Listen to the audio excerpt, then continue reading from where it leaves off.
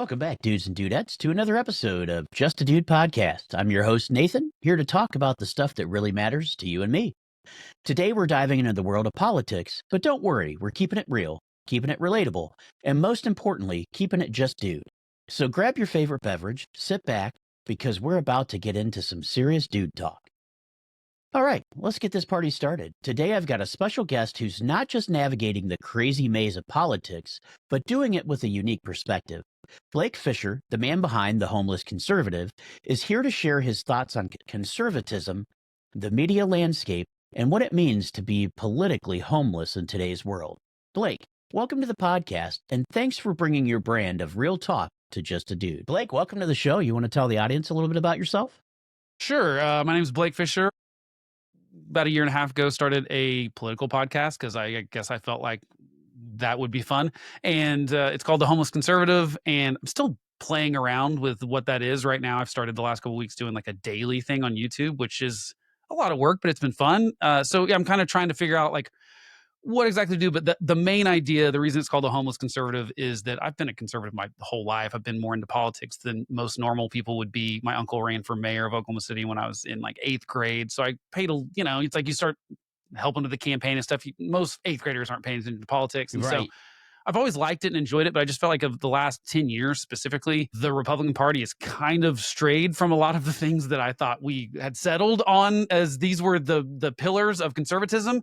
Mm-hmm. And, a lot of those things have just kind of gone by the wayside, especially it was partially in the wake of Mitt Romney's loss in 2012 that they sort of were searching, much like the Democrats are searching now. And then Donald Trump comes along and just totally reshapes the party to his vision, which is frankly not conservatives. It's not like people are, it's hilarious because it doesn't matter who I talk bad about on my YouTube channel or podcast. Everyone accuses me of being paid for by the other side. It doesn't matter. So if I'm talking crap on Biden, it's you're a Trump guy. And if I'm talking about on Trump, it's you got Trump derangement syndrome and you're getting paid by the Democrats. I'm like, I promise you the Democrats are not paying me. That'd be fantastic if someone was. But Exactly.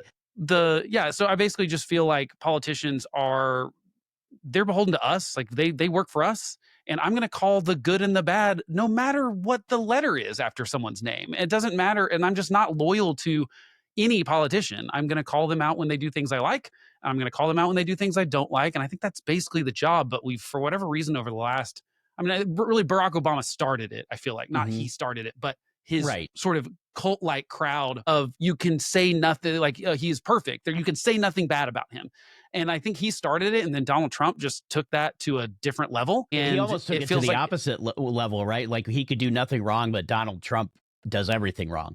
It doesn't matter what he does. Well, and yeah, so now with Donald Trump, you've got the weirdest thing is that it was a little bit like that with Obama. You had some people that sort of had what we didn't call at the time, but what you would call now, I guess, Obama derangement syndrome, where like everything he did was a 5-alarm fire, which was ridiculous. And I think it really hurt the Republican Party because it made them seem unserious. They were complaining about things that were things that they did when they were in power, or then did again once they got in power, or even just we know they didn't really care about. They just had to make a stink of stuff. And part of that is just being out of power. That's how it works. But then Donald Trump took it to a whole another level of it seems like people are, the question I get the most is, do you support Donald Trump? I'm like, what does that mean?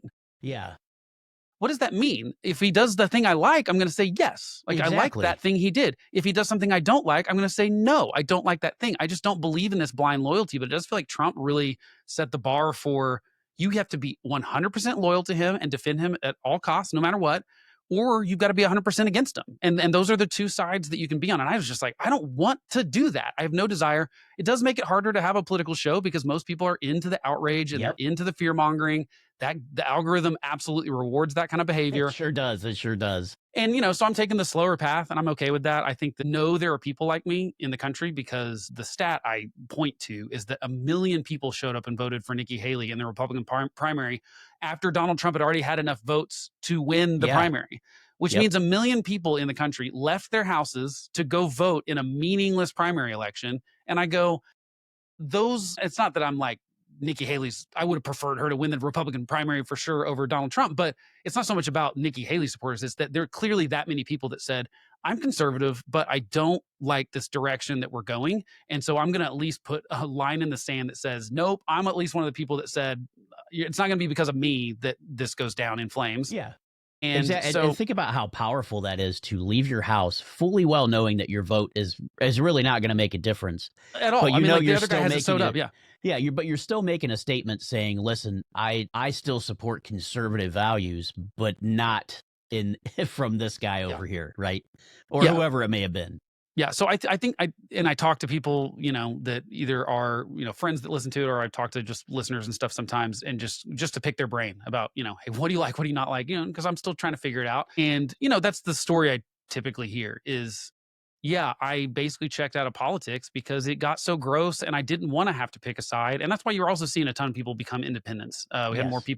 more independents voted in this last election than Democrats. So, you know, that's a problem for the parties, I think, that clearly people don't like either one of them. I mean, we're Yeah. ping-ponging back and forth. We've gone Democrat, Republican for four, not just presidential elections, but the Congress all changed Yeah, too, every yep. 2 years, essentially. Every 2 years it's changing.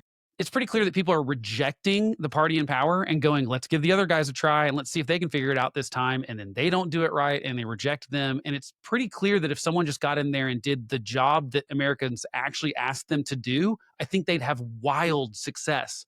But Absolutely. everyone goes too far and tries to do a bunch of stuff that no one asked them to do, and I think it's just a bad cycle. Yeah, and Blake, one of the things that I talk to a lot of my guests about when we do get into politics, which doesn't always happen, usually on my news show on Friday, there's a little bit of politics in there. I'll say if I like something that Trump did, but I'm the type of person, and I think a lot of people really, I don't have any to back this up as far as statistics, but I remember growing up when, even though we were in a two-party system, it seemed that we could agree to disagree on, big issues that maybe we weren't going to come together on, but we could still get together regardless of Democrat, Republican, Independent, and get stuff done. And I'm thinking back for myself, that'd be like in the 90s, what I really remember, the Clinton era, the Bush era, but we were still getting stuff done in Congress. And it seems like you said, when Obama came into office, maybe not his first term, but definitely his second term, it seemed like we went to hey, let's see if we can find common ground and work together, to you're either with me or you're against me. Yeah, and I think some of that was just I don't think Barack Obama, it's weird. Barack Obama's a weird character Yeah. because I think that he's incredibly talented as far as like doing a speech or in front of a crowd and things like that. He got me the first election. I'm telling you, he did. He said some things that, made me go and say, you know what, these are things that I can get behind. And then after 4 years of not delivering, I said, okay, never again. Right, you but know? I think that was the problem. He wasn't very good at the actual politicking of like working with Congress. I mean, honestly, he owes a lot. He owes everything he did accomplish to Joe Biden really knowing how to work the Senate. I mean, Yeah. being that and Joe Biden's not a particularly talented politician either. It's just that Barack He's been Obama had there only forever. been there Yeah. for, so I mean, to put it in perspective, the thing that always shocked me was that same uncle that was mayor in Oklahoma City. He ran for Senate in 2004 when Barack Obama won. So I was like, it's kind of crazy that like I'm going like, this guy's not even been a senator for 4 years. Yeah. And of course, then we elect Donald Trump. That's not been anything for any amount of Nothing time. at all. Right. And I'm not saying you have to have prior experience, but I do think that jumping into the executive branch specifically, which is why I think governors make better presidents generally, is because they've done that job at a small level Smaller before. level. Yep. And whereas like even being a senator doesn't necessarily translate right because it's just not the same job. And it's not, I just don't think Barack Obama had zero foreign policy experience. And I think it really showed. I think he was absolutely terrible at foreign policy. I don't think actually that gets talked about enough other than in conservative circles about how bad his foreign policy really screwed up even today, what we're dealing with like Russia and Ukraine, Yep. and so he's a weird character because but people loved He him. was very charismatic and just Yes. a likable guy. And I just don't think he was very good at the politicking part. He kind of thought, well, I'm really popular, so you should just hop on board. And senators and congressmen at the time were still like, no, we have some control here. Now, they've completely abdicated that now. That is all gone. Congress Yeah. is not interested in actually doing their job at all, it appears. No. And that's a new development that certainly been happening over the last couple decades, but it's escalated extremely under Donald Trump. I mean, Congress has done absolutely nothing other than pass the stopgap bill for last year's budget, for the budget that started in October of last Yeah. year. That's Yeah, all just they've done so just far. to patch it till they could get a bigger budget. And You're absolutely right. And I think as a conservative and I say conservative myself because I don't want to say that I'm particular to a party. I'm going to vote what best, reflects my values and my thoughts. And that could be a Democrat. And I'm saying probably not today. It wouldn't be a Democrat, but it's, Democrats of the past, I could identify with them very much so. They seem to be a party for the working people. They seem to value the middle class. And it seems like that party has just gone way off the rails and gone so totally left that they forgot about everybody in the middle. It's also weird to me that essentially, I mean, you talked about Bill Clinton. I mean, Donald Trump ran a campaign like Clinton. I mean, it was, if I wrote out all the policy things on paper, you wouldn't be able to pick who was who. Most people wouldn't be able to pick who was who. And it's just funny that Republicans now think that Donald Trump is this ultimate like alpha conservative kind of thing. And I'm like, well, he's a lot like Bill Clinton, who you guys were absolutely crapping on in the 90s. So which one is it? Was Bill Clinton a good president? I mean, I actually think Bill Clinton was very good at the politicking. He was much better at it than maybe anyone in my lifetime, other than Ronald Reagan, who I'll count. But I was, 6 when he, or 4 when he left office or something. You and me both, so I was young. I don't remember that. But Clinton I remember because I was a kid in the 90s. And it's interesting. He was really good at the politicking part in the sense that what Clinton did really well, that no one has done since very well. And is he saw that 70% of the country wanted a balanced budget or whatever it was. And he went that way. He said, I'm going to do the thing that's popular so that I can get reelected. And picking things that were like 70-30 issues. And I know everyone thinks we don't have 70-30 issues now. We do. But it's absolutely not true. We have 80-20 issues. We have 70-30 issues.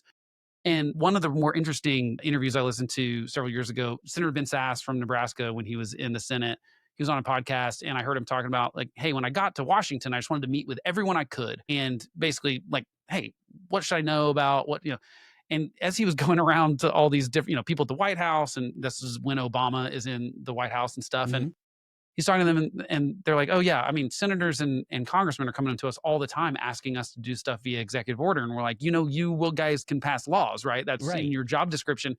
And they're like, well, yeah, we don't want to deal with the 30% of people that would be mad about it. So like even on 70-30 issues, they had that 30% is so loud. And I think that's still my theory is that it's not, and it's backed up by who shows up in the primaries, in the Democratic and Republican primaries. It is like, okay, I think 2016 is the last time we had an open primary. And I think the numbers on that, don't totally quote me on this, I think it was 28% of eligible voters voted in the primary. So it's like 14 and 14% of each party. So then when you look at Donald Trump, he got like a plurality of those votes. He got like 42% of the Republican primary. So he got 42% of 14% of voters. So he got like 6% of the country. And then that's how we pick the two people we have to pick. Now that's our fault we could get into the weeds on some of this. I'm sort of anti-primary system. I think that it's been a bad experiment and we should change it because that's what we're getting. We're getting worse and worse candidates because fewer and fewer people are participating in those primaries. Well, and we get and then we get to November and you're like, everyone says, I hate both of these people and I'm going to pick the lesser of two evils. That's been our election choices since as long as I can remember, probably since, I would say Obama's second term is always like, okay, it's the lesser of two evils. Who are we going to go for? I've never in my lifetime had a person that I sat there, who knows, maybe it would have been Reagan if I was old enough, but to sit there and say, this is the guy that's going to just really correct America and put us on the right track. And quite frankly, not one person can do that anyway. We all got to work together. That's the biggest problem. And that's the thing that is anti-conservative about Donald Trump, in my opinion, is that he thinks he can fix everything. And to me, being a conservative means, okay, well, what are you trying to conserve? For me, that's the Constitution. And the Constitution was very clearly set up for the president to not be the most powerful person in the country. Congress is the powerful body. And I know people love to argue that they're co-equal, but I don't find any evidence for that because I look at the Second Amendment, I look at the first Article 1, and it gives Congress all the powers. They have the power of the purse. They have the power to declare war. They have the power to tariff. They have all these powers that they have delegated to the executive branch for God knows why. And so, it doesn't make any sense to me that obviously the founding fathers had no idea that Congress would give up power. They were trying to write this whole document because they were worried about people seeking power and they were trying to have checks and balances against it. They had no idea that Congress would be like, sure, let's give it to the executive branch so that we just run for re-election and basically have safe seats and we'd rather be on TV anyway. It just doesn't. Exactly. It's like, It has So definitely changed in the last, I would even say just the last 40 years, how politicians do things, everything's filmed now. Even if you think about when you were a kid and when I was a kid, the only time you saw a politician is if your parents watched the news at night. right. Now they're in Yeah. your face all the time. Well, and an interesting theory about that I never thought of. I think I heard this first from Jonah Goldberg. Don't totally quote me on that, but I'm pretty sure someone. But I think maybe Yuval Levin has talked about it too. But one of the big problems they point back to is C-SPAN and the fact that all of a sudden we had cameras in Congress all the time, And it was like 24-hour-a-day coverage. Yeah. so what it makes it is that unless you are on one of the committees that can't have cameras, like Intel or national security, one of those kind of things, you've got cameras on you all the time, and you can't compromise. You can't, ask the hard question of the person in your party.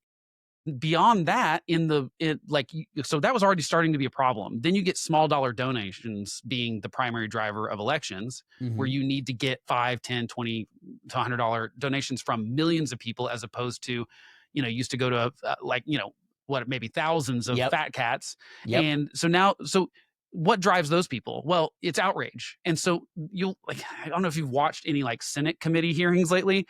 You'll see multiple senators from the same party asking the same questions that Mhm. someone else already asked. Yeah. And And it's you're like, like, why are why? they doing that? It's because they need their clip that they can send out for fundraising. Yeah, And exactly. so it's like they have a script that says, this is how you get on TV, this is how you get on the talk shows, and this is how you fundraise. And that is their script. They don't care that their fellow Democrat asked the exact same question of the Yeah. same person 5 minutes before. They've got to get their version asking that so that they can send a fundraising email.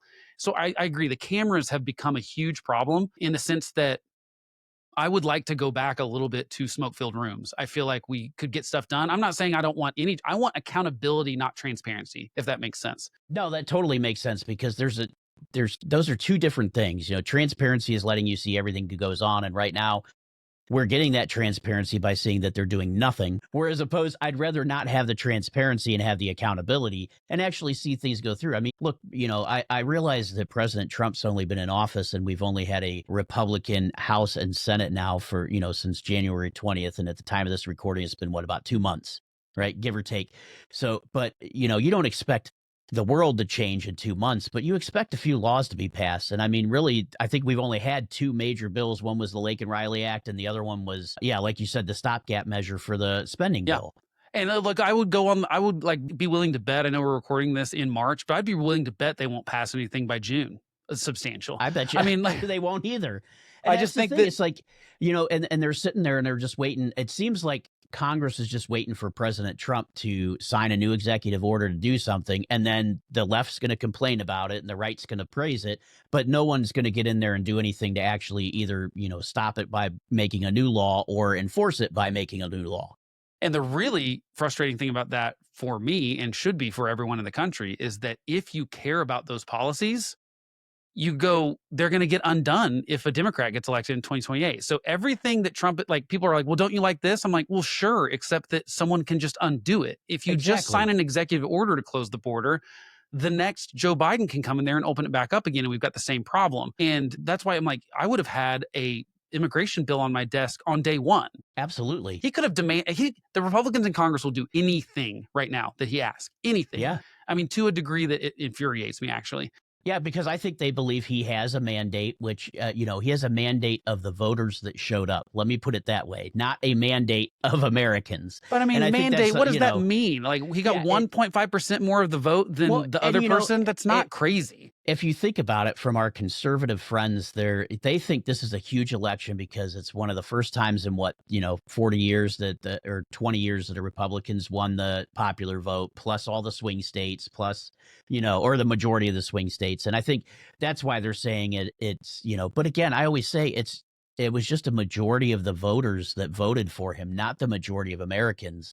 And I think people get that mixed up, only having 4 million votes out of 300 and something million people. That's not a lot. Well, and even then, I mean, like, Donald Trump is pretending he won it was like the 43rd largest election out of 47 that we've had. It was not that, it wasn't a great victory. I mean, it was impressive. Like, he made a lot of gains. Like, credit. You want, I mean, you're not compared to less what of the the media president. was telling us, right? Exactly. The media told us that there's no way he's going to win it. I mean, the whole time, even when they switched and inserted a political candidate, which I'm sure we could talk about that for hours on the left, but they did this, and he won big in that era, but it's again, it's still very minor majority of. Reagan won 49 states Yes. in 84. That is a mandate. That's a mandate. Absolutely. That is we approve of what you did in your first term, like overwhelming. Maybe mandate's not the right word. I don't love the word mandate, but I do like to say that like if you're running for a second term and you get 49 states,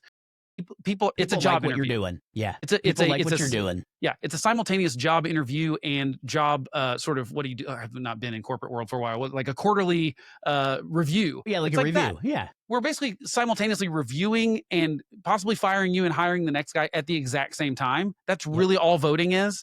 And when you win 1.5% of the vote and, a just normal electoral college vote, I'm not that impressed by it. Although my complaint, my soapbox that I love to get on is that I hate talking about the popular vote because it just doesn't matter. It doesn't matter at all. It's like talking about which team had more yards in a football game. It's like we don't measure the game matter that if you way. lose.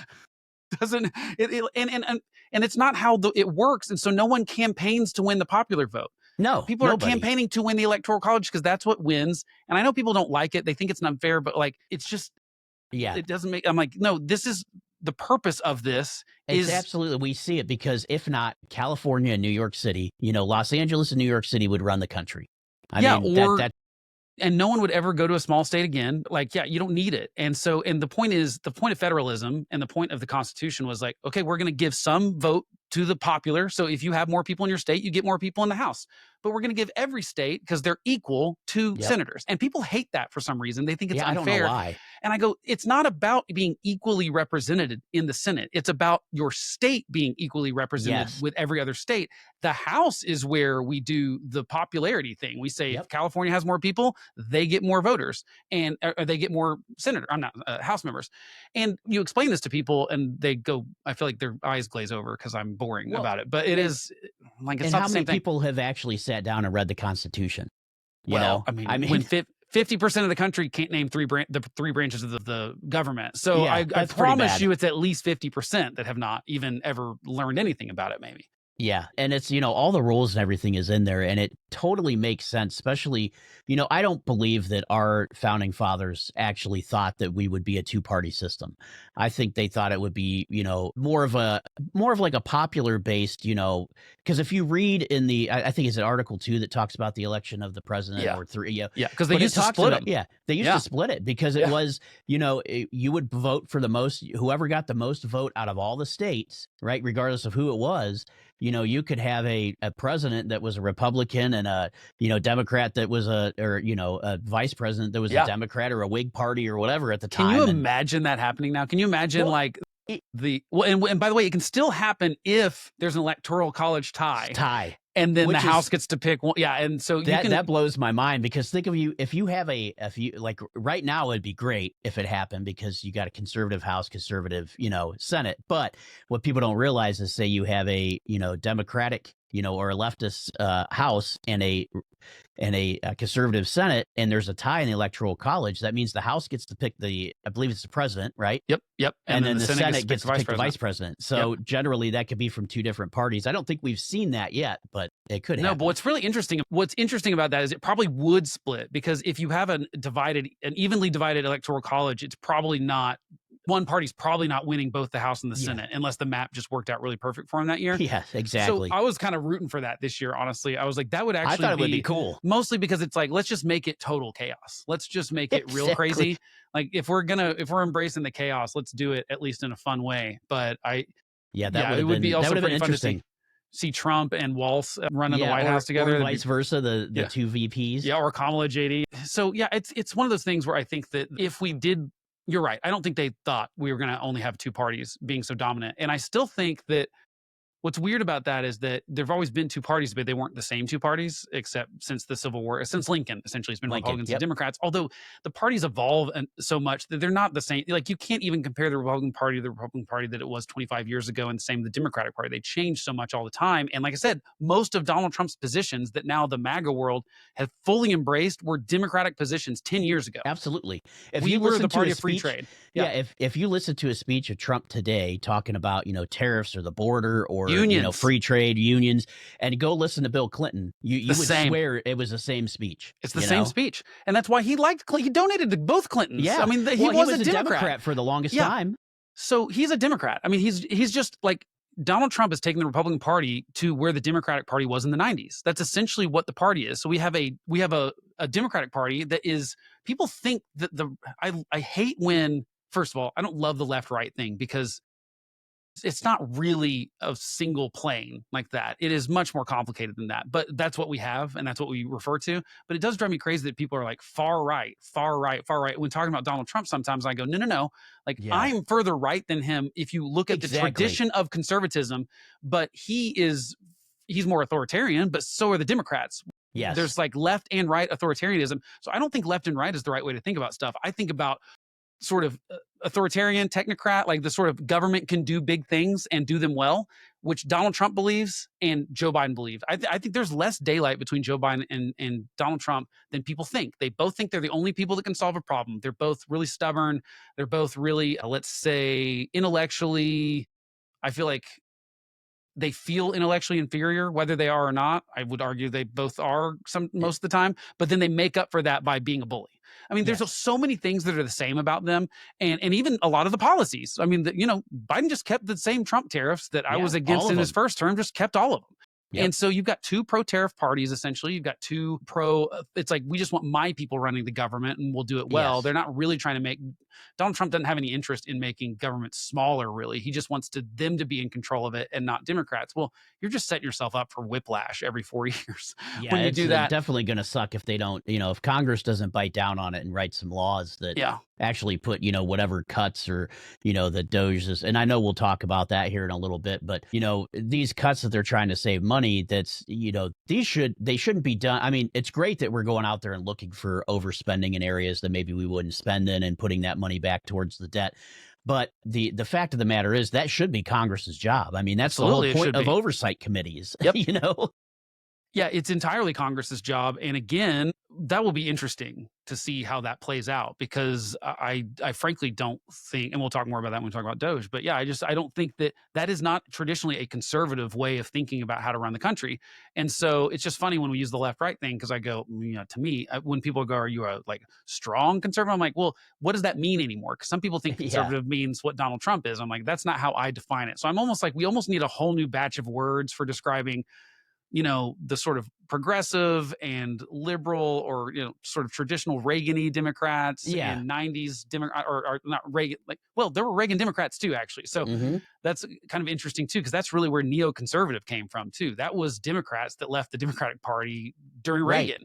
And they were the neoconservatives, because they were like, okay, this is getting a little crazy with all your, just like obsession with protest Democrats. That kind of became their thing in the 60s and 70s.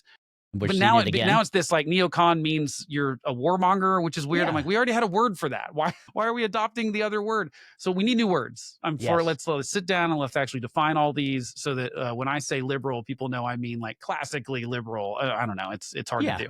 It is hard to do. And you know what? It's funny, because that's going to kind of take us into our main first segment, I guess, is to explore what conservative values mean in today's context. What do you think, Blake, that they mean? Well, I sort of mentioned, I think that if the word conservatism, it actually means like you've got to conserve something. So it does mean something different in America than it means in other places, because some other places could be trying, if you're conservative in England, it might mean you want a monarchy, because they used to have a monarchy, but we never had one. So I'm saying, I think the founders were incredibly wise and had a lot of foresight in the way they wrote the Constitution, so that it could be adapted and it could be like that. They weren't so specific in a lot of parts, because they knew technology was going to change. Like if they would have said ships everywhere instead of transportation, well, then what happens when trains and steamboats and all these other things come along? Well, they were wise in the way they wrote it, even though some of it is like, you could have been a little clearer on a few of these amendments, put a comma in the right place so we don't go because I think the Second Amendment, I think it's fair for some people to say it's written a little sloppily. It's not a great sentence, that sentence. And I would love if I could go back in time, I'd be like, hey guys, just be a little clearer on a couple of these things in here. Okay. But I think for the most part, can you just say, can people own firearms? And can they own any of them? Can they own any kind of firearm? Is it, because I just like be a little more specific, because the technology is going to change. People are going to change. But really, for the most part, I don't think they made any, I want to say mistakes. I mean, I know everyone's big problem, especially with conservatives and Republicans, is that we, Democrats over the last 10 years, I would say the progressive wing of the Democratic Party has decided that all of that is garbage. They've just decided that that because any of them own slaves and because slavery was allowed at the time, they're all garbage. We got to start over from scratch. And I go, no. Nope. They were flawed. I mean, I think Malcolm Gladwell has a great thing where he says history is like layers. You have the first layer is this happened. There it is. This happened because of blah, blah, blah. And then it's layer number 2. These are human beings. They are complicated. I think he said, it's you can go down to all these different layers and really get into the minutia. And you should, if you're learning history well, never be like, that guy is 100% right all the time. Just like you shouldn't do that right now with politicians. And I think when people learn history, even someone like Lincoln, who people would regard as one of the best presidents we've ever had, for sure. He still did stuff that I would disagree with. And that's okay to say. Yeah, exactly. And so the problem is the far left decided all that's garbage. And I think that that's been all of the problem with our politics for my lifetime has been we've slowly strayed from that. So Congress has strayed from Article 1 and them having all the power and keeping the president in check. The people have strayed from being a responsible citizenry with, values and sharing the same moral. It's you don't have to be. That's the problem, is that, I'm a Christian, unapologetically so, but I don't like the sort of Christian nationalism that's taken over the Republican Party, in the sense that sometimes they talk about things that is, first of all, I just think God's bigger than politics. And so absolutely. He doesn't need your help. But then secondly, I'm firmly into I think this country was clearly founded on those people had a short memory of what happened when the church and state were really intertwined the way they were in England. And we had a whole Protestant Reformation because of it. And so that's the kind of thing I go, no, but I understand what they were trying to do. And they were trying to say that, we don't want those two things intertwined. And I'm fine with that. Now, I think we've taken it too far. I think we've tried to say that you can't have any religion in any kind of state thing whatsoever. And I think that's ridiculous. I think that there's nothing about that in the Constitution. Yeah, the separation of church and state was meant the state would take care of the needs of, protection of the country and things like that. And the church would take care of the needs of the people, meaning that because everybody belonged at that time mostly to a church, so they took care of their own. And that's where that separation really was, if you think about it. And in some of those places, like in England, I mean, it was purely, it was power on both of the sides. But it was, or even from how England's side for sure. Because the church essentially ruled the country. Exactly. And so I don't want that. I don't think I don't think that's right. And I don't want that. But I also I think we've taken it too far sometimes, where we say you can't be a teacher and say a prayer. Yeah. That's ridiculous. No one's, that's just ridiculous, I think. And I don't think there's any constitutional, and that comes to people just getting offended, and I don't know when, me getting offended became your problem. Yeah. Well, and also that's a me problem. That's not a you problem. And it's also that's not what none of the Bill of Rights protects you from being offended. None of it. And that's actually the point of it, is that you should be offended. And the reason we have the First Amendment is to protect that speech that does offend you, because that is most often the speech that is most important. Yeah. And so I don't want to say all the time, but it definitely is. It needs to be there. You need to be able to have the dissent against the people that are in power at the time. And I'm Mr. very First Amendment, in the sense that, I think everyone should, I don't even think we should have, I think we should, well, I won't get into that. That's too complicated. I was just gonna say, some of the stuff even I think was appropriate during the Civil Rights Act, but I think is not anymore. Because we don't have widespread racism that won't allow a black person to stay at any hotel in a state. Exactly. That just doesn't there is racism for sure still. Absolutely. But there's these pockets of it, and it's normally individuals. It's not the state being racist anymore.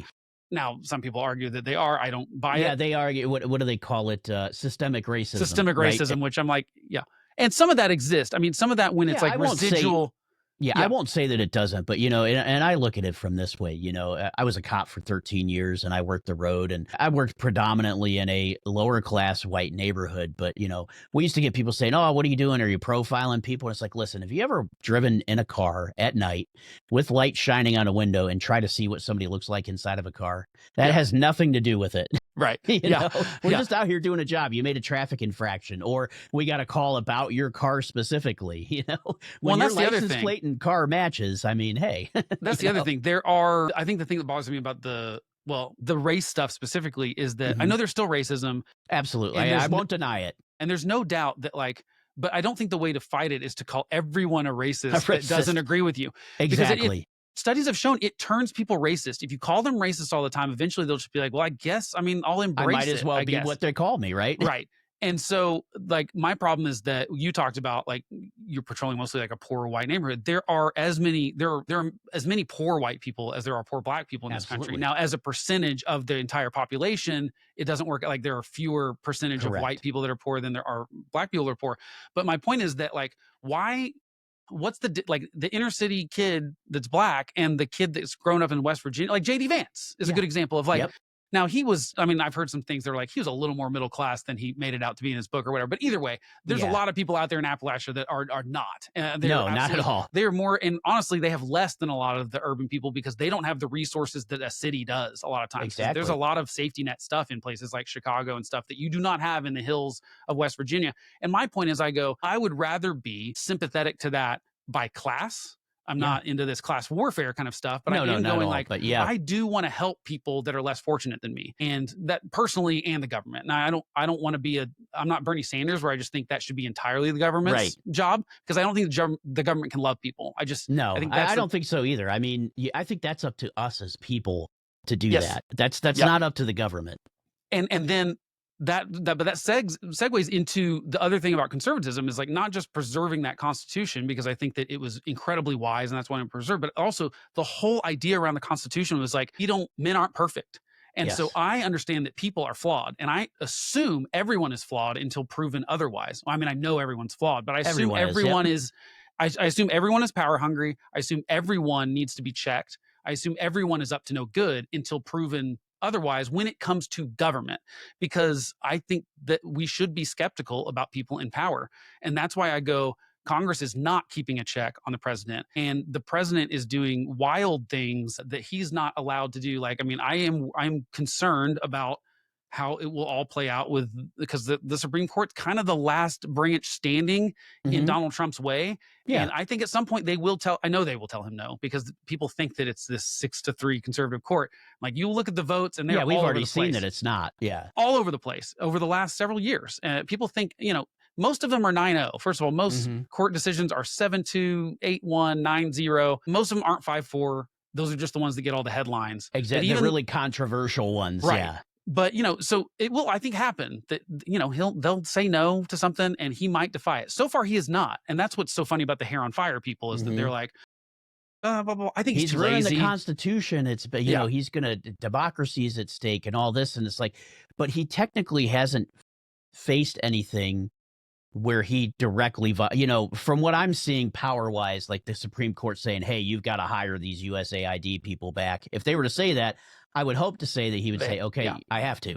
No, I think they've been doing the normal legal stuff that everyone does. And the truth is, this is a thing in politics now. It is not unique to Donald Trump. Joe Biden did it more than anyone. As far as signing executive orders that he knew were illegal, he did anyway. And then when the Supreme Court striked him down, they were like, the bad Supreme Court. They're exactly. and how he got bad to blame, are they? even though he knew the student loan stuff was all like that. It was all stuff. Everybody told him. Even the media that tends to be more left sided, as we say, not conservative. Let's put it that way. Definitely not.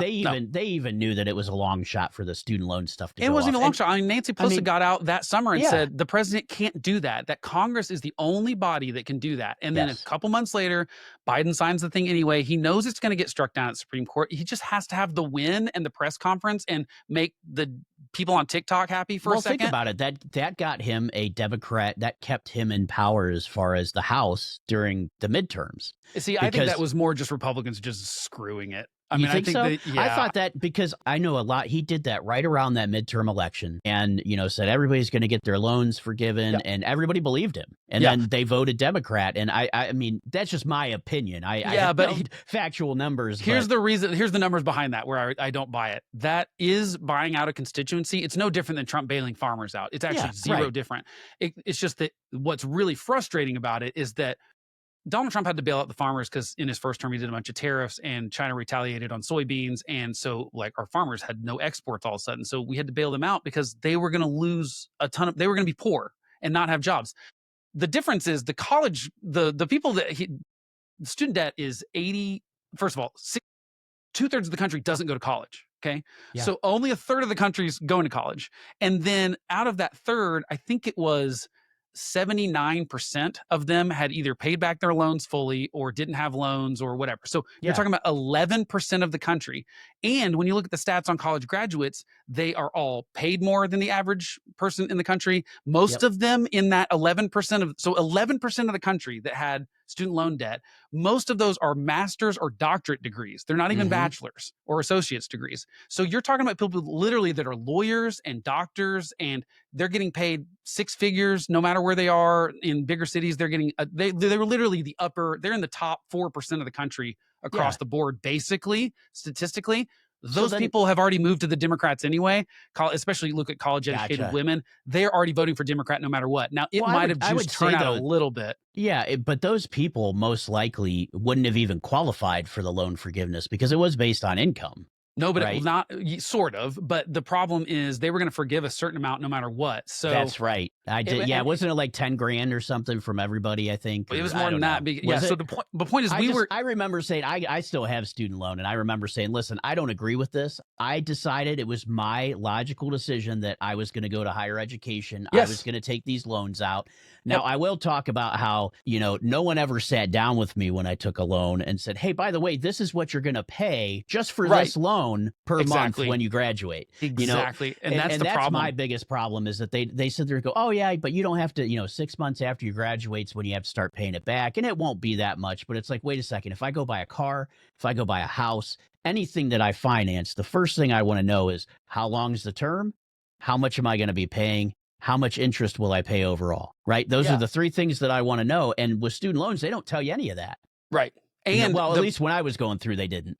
Well, and there's an incestuous relationship between them too, as far as you have. Okay, so here's the triangle of just you go. Wait a minute, these people are not. You've got the Department of Education that's in charge of the loans, which is weird to me. Shouldn't be the Treasury or something that's in charge of the loans, right? It's a lot of money too. And so you got the Department of Education, who is not only in charge of the loans, but they're also tied to all the teachers unions, all the colleges, like they are all the Title IX stuff, all the so they're the regulators for the colleges that they are footing the bill for people to go to. And the colleges, the more people they accept and just anyone can get a loan, they look at the college tuition rise over the since we were born, essentially. Yeah. Oh, yeah. And it's like, it goes higher than anything. Nothing is inflated more than college educations. Nothing more. No, nothing. It's like, it's only like that and medical think stuff. About it. One generation from my parents to me, we're talking about probably $20,000 a year increase in college education on average is what I'm saying, and I can't even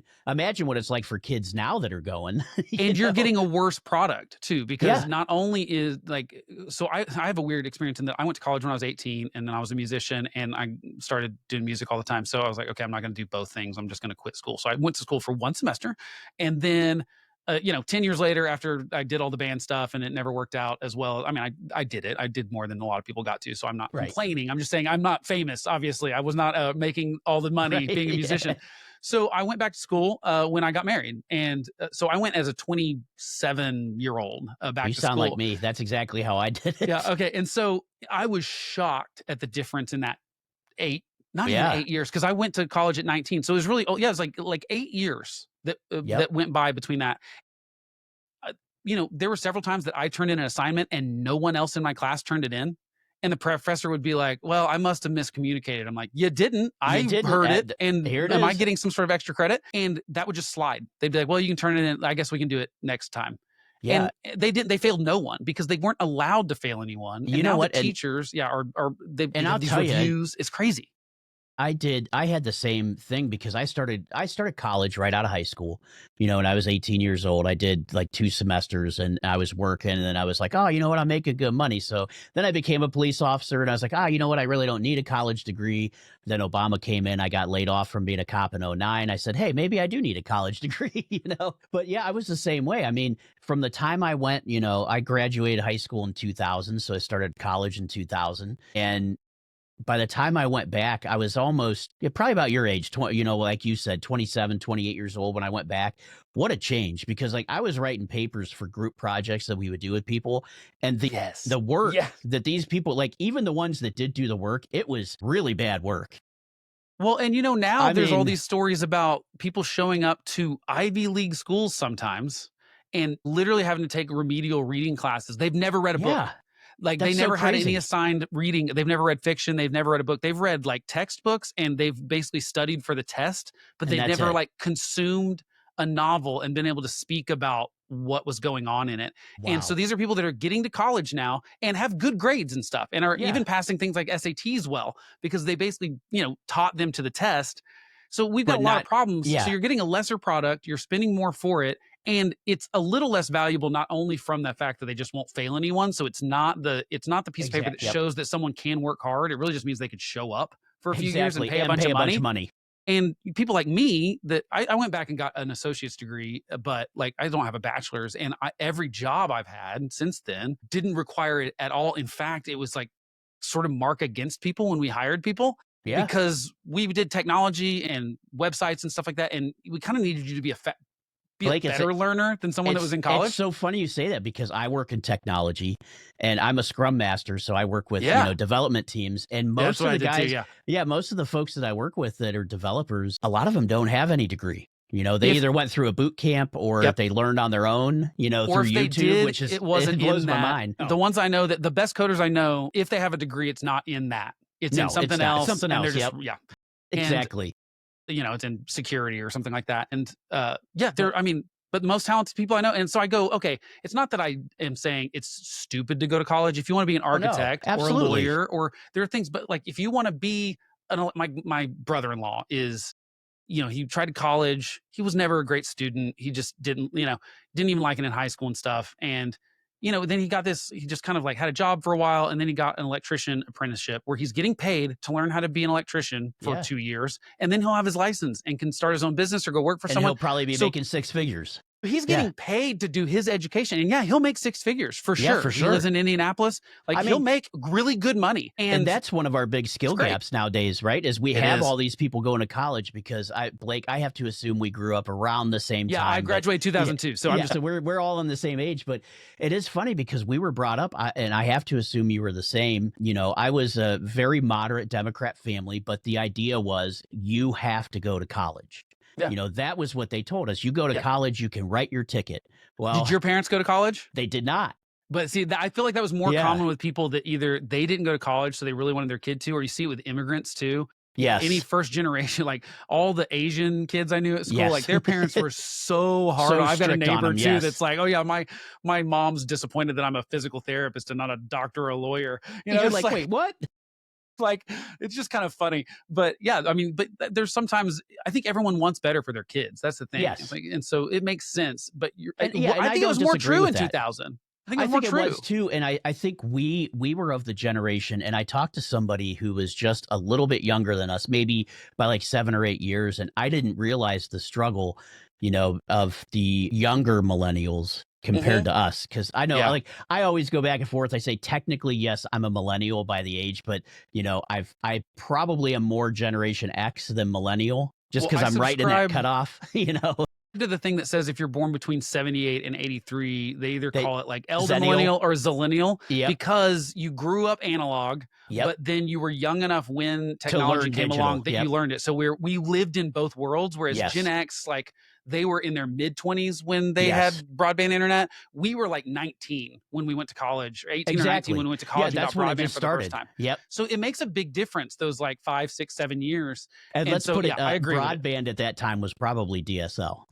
Oh yeah, I mean, No, ours was exactly. not, but yeah, I came back from college and I was like, guys, we can't have dial up anymore. I Yeah. can't. I just told my parents, I was like, we can't do it. I was like, I literally will go insane if I have to dial up to AOL every time after being at like, it was probably like a T1 line in 2002 or something. It was Yeah. probably this DSL or it might have been brought, but it was like we were getting 20 down or something. I mean, that was it was just Exactly. crazy how You're just like, fast we "What? thought that was in Yeah, this is 2002 or whatever. amazing." Yeah, now But now yeah, I get mad when my 1 gig service doesn't give me me 1 too. gig delivery, you know? Yeah, I get so But spoiled on, yeah. you do. But no, it's and this is all great conversation because I think it brings things to show that, how we think and we really, we are people and we want solutions for our country. But, as a conservative part, how did you become the homeless conservative or how did you get that idea going?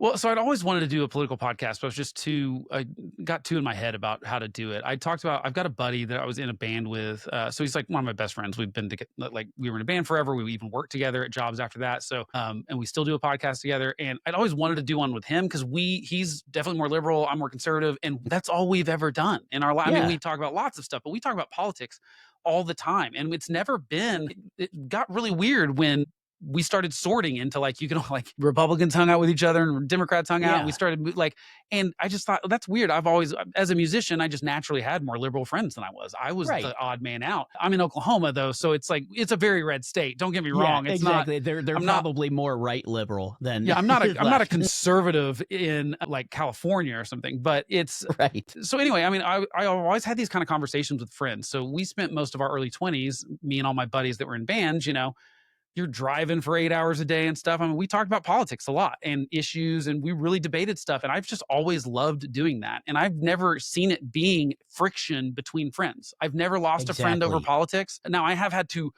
mute some people on Facebook that I didn't want to unfriend because there's something weird that happened when we started doing this online where people shifted. And that's really what made me want to start the podcast is like when we shifted to the social media stuff, there were people I know and love that I was like, Mhm. you are a monster on Twitter. Exactly. You're like, And like exactly in person they would never be that way. they would never do it. And they're like, it's weird. I've worked with people that are the most liberal person I've ever met. We can still have conversations at work, but I can't follow them on Twitter because Yeah. I'm like, you're making me not like you. And I know that's not really, it's weird. It's just a They weird get thing that and started happening. I think us people, we get that false sense of security that, hey, I'm not looking at you in the face. We're not face to face like we used to have to be and have these conversations. Yes. So now I can say whatever I want. And if you start making me mad, then I just throw the phone down and just go do Right. something else. And so, I was getting like in fights with people on social media and I was normally not picking them. I mean, Yeah.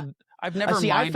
I found the same thing with myself. You want to talk about something that maybe, a conservative did that excites you because it, matches with your morals or your beliefs and just, posting, hey, this is great. I think that they did this. And next thing you know, you're being attacked by 50 people and you're like, Yeah. well, I was just sharing an opinion. I mean, Yeah. we can discuss it by all means. I'd love to. That's one of the things that I keep pushing with my platform is that we need to get back to that place where it doesn't matter what political affiliation you are, what your ideas are. We always have more in common than we don't, Yeah. And you're not I think what's been broken about what that started was a trend towards, and I think, like I said, I think this all happened right around the time we go to college because we get attacked. September 11th happens.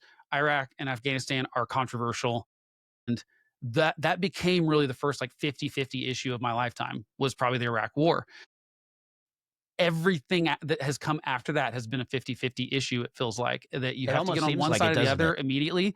And there's no nuance whatsoever. So I found myself not wanting to talk about stuff like politics on social media as me, Blake Fisher, because Right. I was like, it's just not worth, like, I love these people and I don't want to fight with them about stuff, even if I think they're like wildly wrong and even like towards where I would say, like, you're morally wrong here. Yeah, Like, morally or even and slightly evil, right? yeah, right. And so I didn't want to say evil because the No, next thing I was going to say yeah. is we also started attributing everyone's motivations to being bad motivations now. So it's not that I disagree with liberals. It is now the line from MAGA crowd is they want to destroy America. Now it's true for some progressives, they do, but that's not Mhm. most Democrats. Democrats don't want to destroy America if they, like they're not, there's no evidence. Now they might want to do some things that I think would be incredibly harmful to Sure. America, but they believe it will help. And I Yeah. think what is totally flipped is that everyone is out everyone assumes the other side is evil. Everyone says the other side is, there's all the conspiracy theory stuff is crazy now. Everything is a conspiracy, everything on both sides. And it is. Every election that you lose is stolen. And, this is always the election deniers since it was not 20, just. Well, 2000. 2000. Since 2000. Yeah. With the because Bush of the hanging chads, right? But the Bush Gore stuff. So it started look, every Republican that's been elected in my lifetime has been called illegitimate and that he stole the election. It happened with George Bush. It happened with Donald Trump the first time. It happened again in 2020 with even Donald Trump then doing it against the Democrats. And then it would have happened this time if Donald Trump had lost. They would have said that the election was stolen. And if he won, I'm really surprised we didn't get very much of the Democrats saying that he stole it. I think it was so clearly it was decisive, and I was glad it was. But I think that I just was like, this can't keep going on. I know, because I've done this my whole life, I've had these conversations with people without losing friendships. And so I just decided I want to make a show where that's possible. I've had people on that I think are lunatics. I mean, I had a lady on that was full on called them January 6th. What did she call them? Gosh, I'm going to forget now. But the point was sort of political prisoners or something like that. And I was just and she reached out to me and I was like, look, I'm going to disagree with you a whole lot on this show. And you're going to have to, you can't lie. You can't come in here and tell me stuff. And when I show you that it's not true, you can't dig your heels in. Yeah. Or if you want, that's fine. Just know I'm going to push back hard. And we talked for 4 hours. I only released an hour and a half of it because it got way, way into too many rabbit holes. And she's full on brainwashed by Donald Trump. And it's sad. And I literally told her that on the show. I was just like, look, what I feel bad about is that I would bring up stuff, for example, the January 6th stuff where there were people with, the gallows with the hang Mike Pence stuff. And, and she claimed she'd never seen that. I believe her, because that's not shown on any of the news things she watches. None of the YouTube channels she watches, they don't show that stuff. So most of these MAGA people have been brainwashed, frankly. And I'm not saying that they're stupid, but they're not paying attention to sources that would tell them the truth. And here's the thing, and I can see why that they've done that, because the media has been so, I'll just say it, so left-sided. The media they're just like, I'm not going to watch the news anymore. I mean, I'll be honest, I found myself doing that. And I even do it with Fox News too, because they sometimes go so far right that I'm just like, do you even listen to what you're saying? I consider myself a common sense conservative, or maybe even moderate. But it's common sense. And, I don't think anybody should go way too far one way or way too far the other. I'm more for a balance of getting things. I just want to get things done. That's my biggest thing. Yeah. And I think most of that is, I don't want the government doing it, because I think they're bad at it. That's exactly it. And private corporations can do it 100 times better than the government can. Yeah, I really want the government to get out of people's way, because they're the problem, and it's the problem. They're the problem when it's Democrats. They're the problem when it's the Republicans. And so I just saw this landscape of, I felt the same way. I was like, I don't like any of these people anymore. There were still plenty of people I read, but you're right. TV wise, I loved cable news growing up. I really did. I loved it. I think it was, it was great. I think they did a better job back then. And then it became what it is. I remember when I was a kid, it doesn't matter what news channel you watch, you'd have the anchor there, and this is 80s TV, right? 80s, 90s. And they would, I swear, all they would do is just say, here's the facts, blah, blah, blah, blah, blah. This side thinks this side thinks that. Now it's yours to decide what you want, and there'd just be a little bubble over their shoulder. And they were certainly biased then, but it was, they were trying to hide it a little better. Yes. And now they're just full on partisan. Not hiding it at all. It's full on. My favorite thing to do whenever sort of a buzzy subject comes up like that, especially dealing with Donald Trump, is just go. Because I read a lot of different sites, even the ones that I know I'm going to disagree with pretty strongly. It's good to know what people are saying. It's good to know what people are thinking from both sides. I like to know the arguments, so that when someone throws me the ridiculous argument, I've heard it before and I can have a point for it. And so, because I like debating people on this kind of stuff. And I just realized, okay, there's all these people that are not doing that anymore. With the Donald Trump issues, if this week was sort of, well, I'm not going to get into this week because remember, this is going to be later. But what happens all all the time with Donald Trump. We'll just let everybody know that, hey, this is recorded 3 months before the release date. So this was 3 months ago. It probably will not be a thing that anyone remembers at this point. But this week was the whole half the cabinet accidentally looped Jeffrey Goldberg from The Atlantic in on a group text on Signal and laid out their attacks on the Houthis in Yemen 2 hours in advance. And for like a week in advance, or like 4 days in advance, he had access to this chat where they're talking about, are we going to do this? Are we not going to do this? And this is the vice president. This is Pete Hegseth. This is all of them. Maybe this won't be a scandal in 3 months, and it'll sound absolutely ridiculous that I'm talking about it. But to me, there was never been a more black and white story than this. Jeffrey Goldberg didn't chase this story down. He didn't have anonymous sources. This wasn't him trying to nail Trump on something. This was, they accidentally invited him to a Signal chat that he thought was fake until the bombs dropped in Yemen. He was like, I assumed someone was trying to get me to do something stupid. Our whole staff, I talked to our lawyers. We were like, what should we do? Because we don't really think this is real. But then all of a sudden, Pete Hegseth is talking about where and when these bombs are going to drop and what kind. And then 2 hours later on the dot, 1:45 rolls around, they start dropping, and he's actually in the real chat with all these people. Well, in my opinion, I was like, this is such a black and white story. This is foolishness and an accident on the Trump administration part, but some negligence, because if it, Pete Hegseth should not have been talking about the things he was talking about in that. That is not, they cannot use Signal for that. That is classified information. Some type of secure platform that citizens probably don't even have access to. No, it's just them. It's only, and they've got to be in skiffs. They got they ain't gonna fall. And the thing is, everyone in that cabinet had been upset about Hillary Clinton's email servers and the fact that all those things that the Democrats had done that were unsecure or classified documents. But then we got Donald Trump taking classified documents, and this happens. And I go, this is as black and white as possible. Even if you want to say no one should be fired for this, we should demand as citizens that this be cleaned up, and we know the rules. That this and doesn't there's not happen people again. using because if it hadn't been Jeffrey Goldberg that got that text, could you imagine? Someone would have gone live with it, and you put American soldiers at risk because fortunately Jeffrey Goldberg is the kind of person that happened on the 15th. He didn't release the story till the 24th. Right. Because they wanted to do they weren't trying to rush to be famous. And look, or what if it was someone that is an Iranian, they could have been an Iranian national that they texted in there, and they could give the heads up to the Houthis and they could counterattack us. There's so many more ways that it could have gone wrong. Yes. And to me as American citizens, I go, look, all we should worry about is how do you clean that mess up? Do we need to fire people? Were people negligent? What are the rules? We need to make sure people are punished for the rules.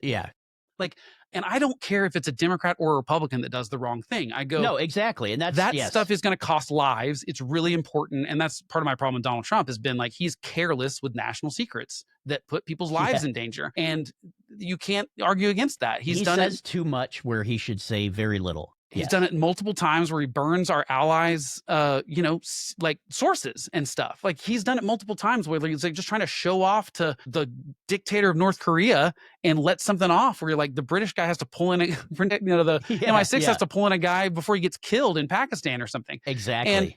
And to me, I go, that stuff's very serious and we should take it very seriously. And I just looked at all the websites and what are they talking about? Well, you couldn't find a story about it on a conservative one that didn't go, Jeffrey Goldberg, who's a hoax journalist and a fraud, says this happened. I'm like, and at that point it had been confirmed by the White House to be the legitimate conversation. This is this has been sourced out. The White House knew this was coming. Everyone knew this was coming.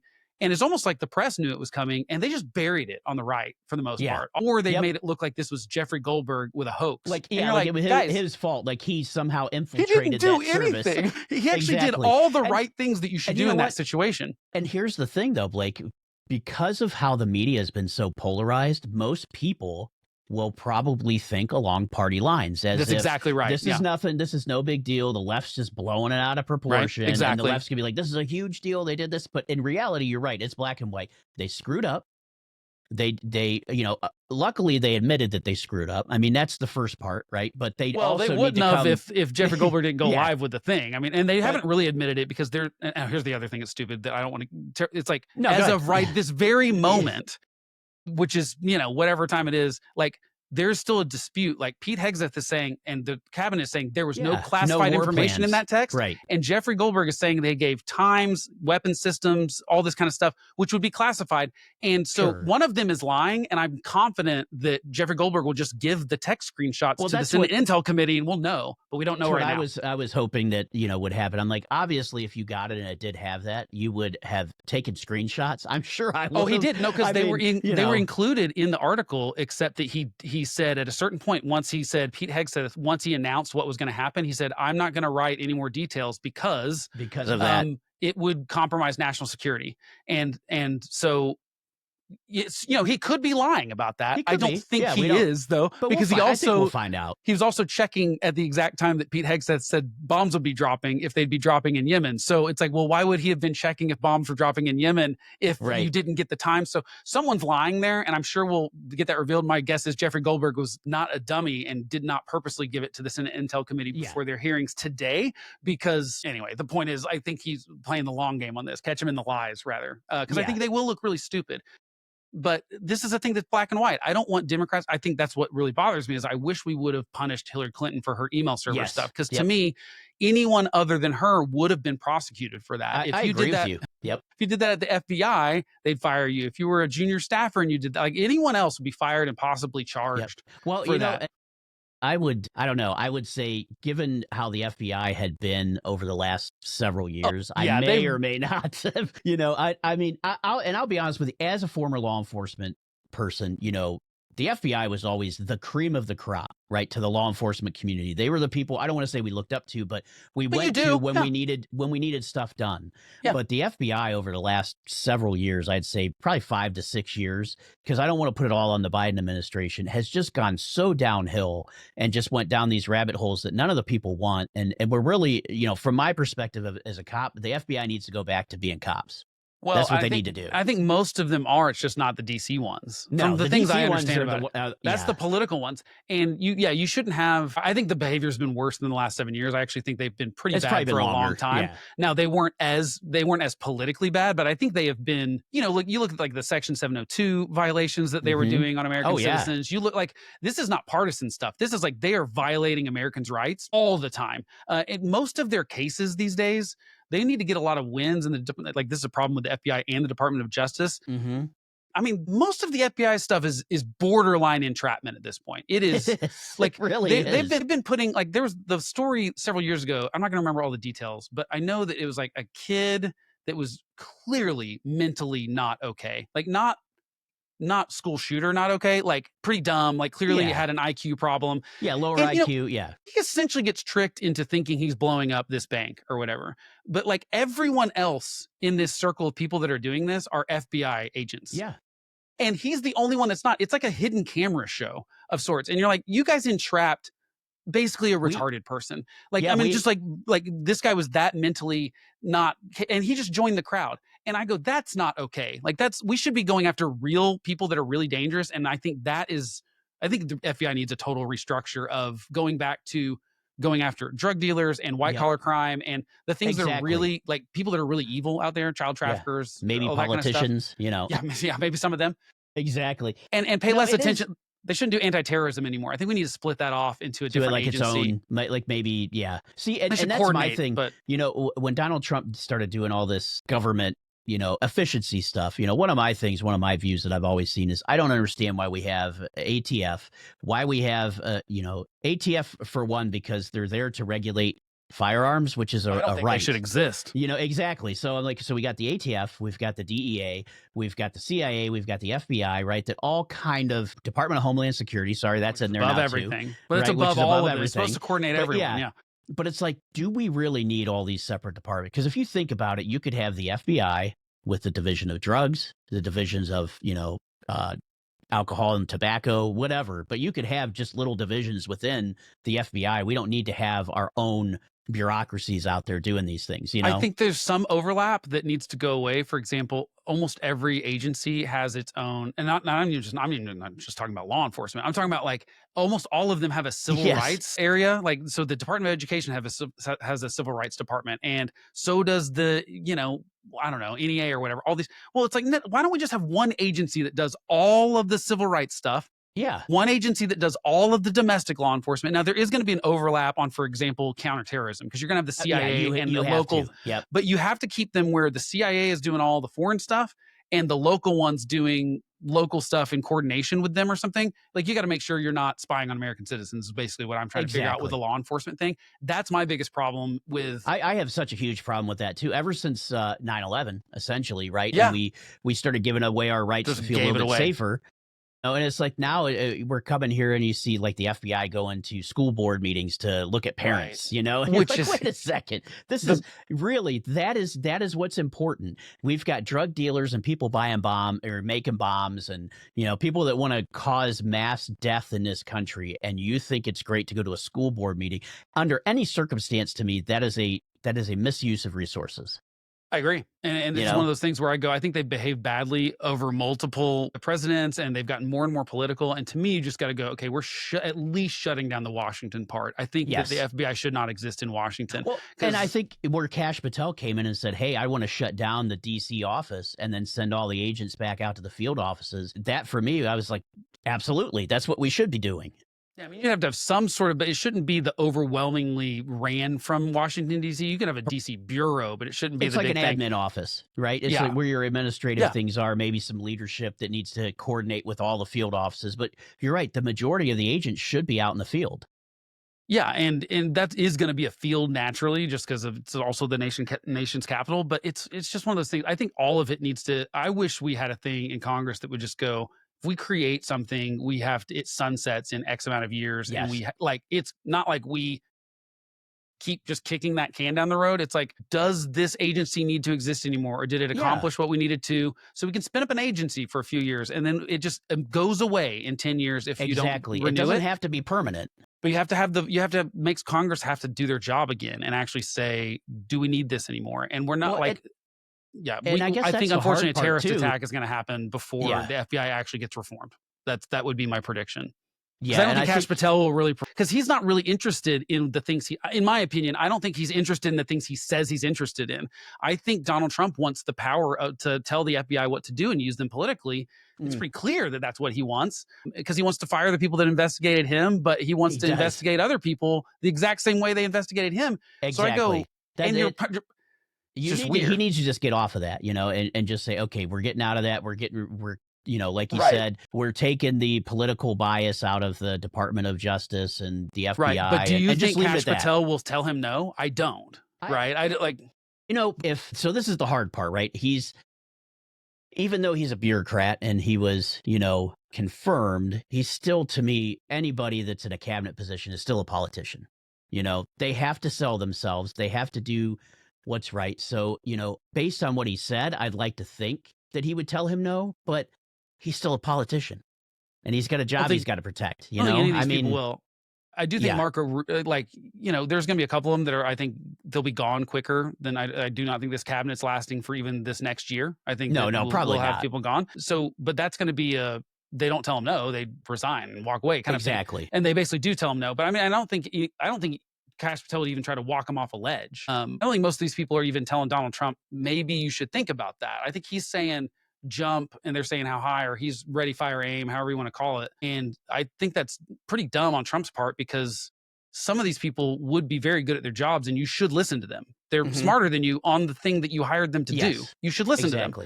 He's not. He's going, this is what I want to do. You figure out a way to make it seem like we did this the right way. You're right. And exactly. Here's my goal. Make it happen. Kash Patel's going to fail at that. I don't see any way he doesn't do it, because I think he picked so many, when loyalty is the first thing that matters to you.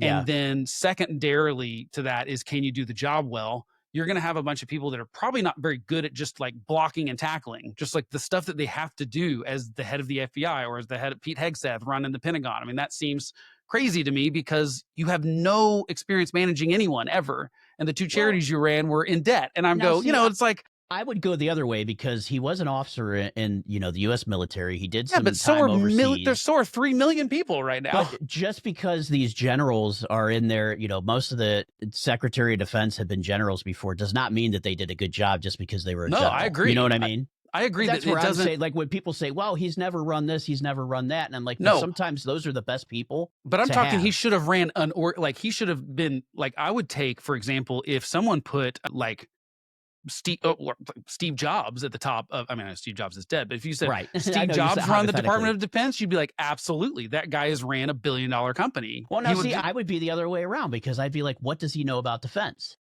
But like my point is, I most would of what you want have somebody, to do is the. you know, But I most would of what you want have to do. somebody. It's administrative. I'll give you that. Because there's But I 3 would, million people that work there, so like it but is it very is. administrative.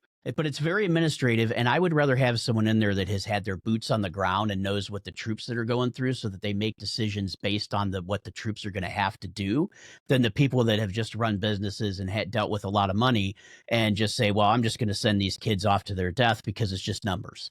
Right, You but I know? think you could do like the smart thing. What I would do if I was like, if someone was like, Pete Hegseth has to be somewhere in your administration because his dad gave you $1 billion. I don't know, whatever the reason is that you want him in. I mean, it's just because he's not good on TV, essentially, is why he wants in the administration. But I would make him like head of recruiting. Like that's what we have a problem with is recruiting right now. He would kill at that job. He'd be amazing at He that would job. be good at that job. Yeah. That's my point. And But, like, you and know, have, my- and he could I be the guess my thing deputy is something, you know? I've seen all these career generals and, you know, people or past generals that have gone in there that really have been political people. And so I look at this as like a fresh new way of looking. Like you said, when we dissolve departments, you know, hey, well, let's look at it after a while. You know, let's put him in here. Let's give him a chance. Let's see what he's going to do. You know, if he doesn't do a good I'm okay job, with let's that get with rid like of him. Department of Education, but DOD, I go, See, you I know, don't, because we could he get our was- asses handed to us by But another country in this the guy, meantime. this guy served. He's been there on the front line. He knows what the troops need to do. He knows what the training needs to be to get these people there. And the money part, you can, and the other administrative stuff, you can surround yourself with the right people.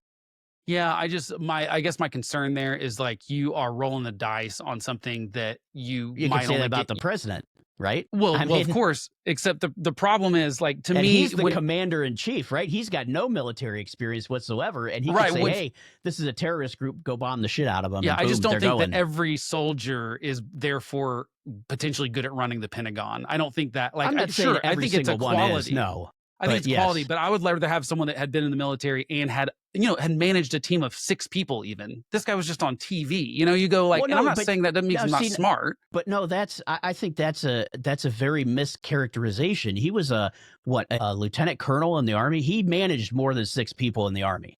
No, that's true. Yeah, you You know, would've. Yeah, so you're I right. mean, You would've. you So know, he that's probably had fair. a whole battalion. I'm just saying. That's fair. That's, you know, so, you know, and that's where I just go in and say, you know, just because he wasn't a businessman, you know, let's give him a chance. There's still other people in there. You know, he's not going to fail. There's still generals that are out there that from the last administration and probably more administrations beforehand that are, you know, not going to put their men in harm's way.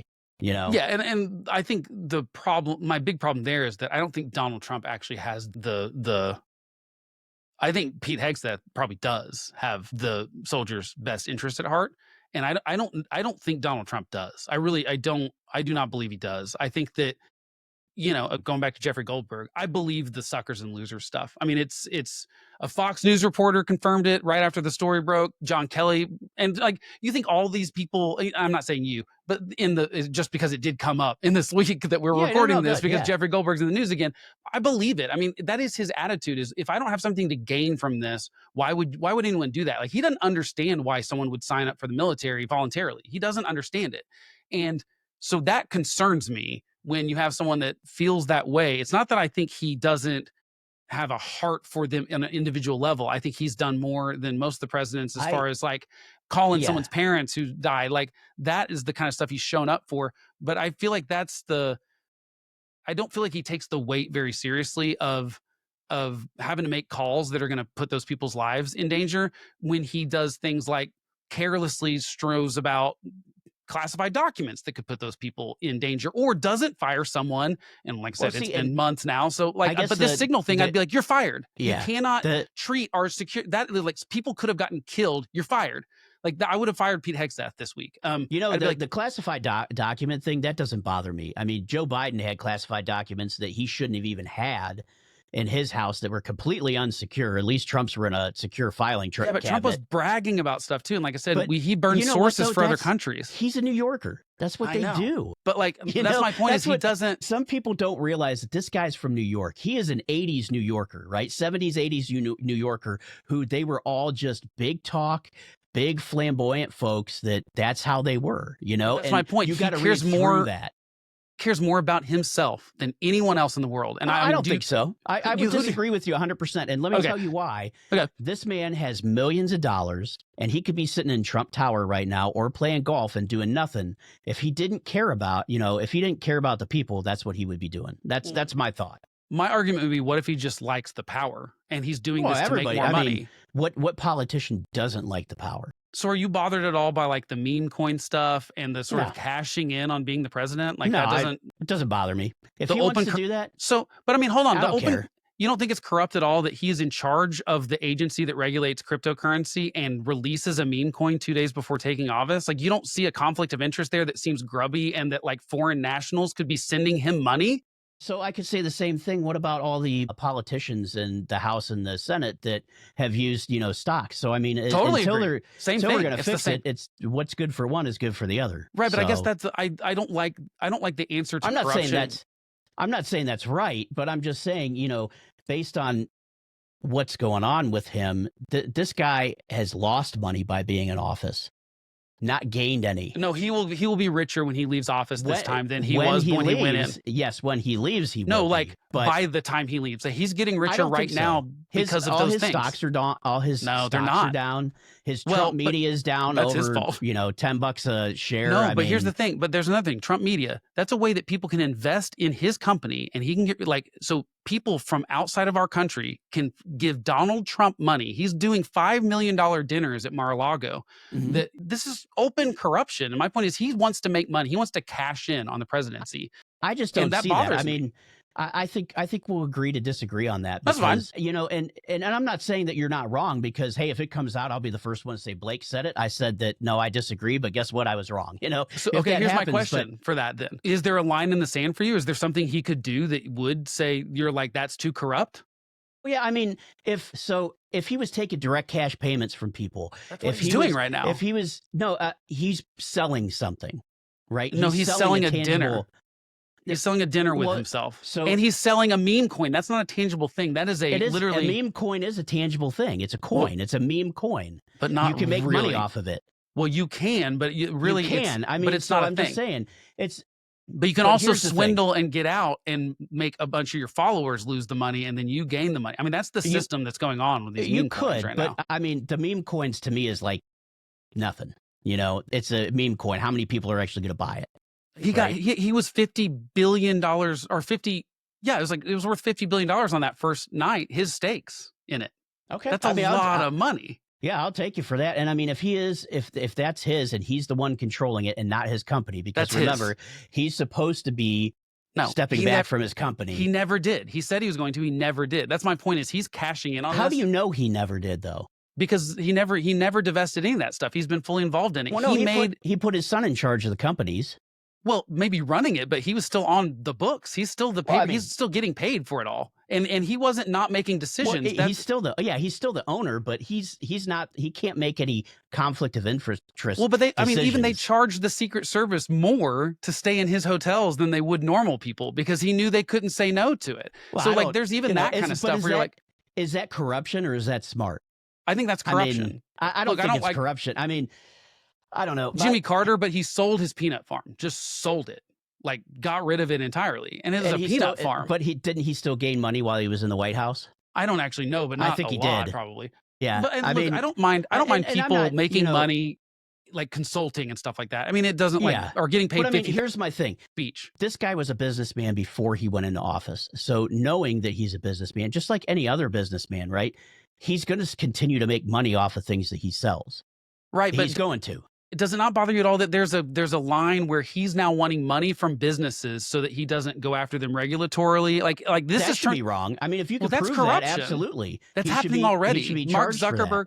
No, that's already happening. And it's because if you settle, if he sues you and you settle, that's not bribery. That's settling out of so Mark Zuckerberg is settled, ABC News is settled, CBS is probably going to settle. There's all these, and then on top of that, you've got people like Apple saying, oh yeah, we'll do X, Y, and Z. Oh, we'll give X amount of dollars to your thing. It's so they don't get punished, because Donald Trump is going to, if you don't do that, you will be punished. That's why Mark Zuckerberg is all of a sudden conservative. Well, that is true. That threw me off. That's why. Same with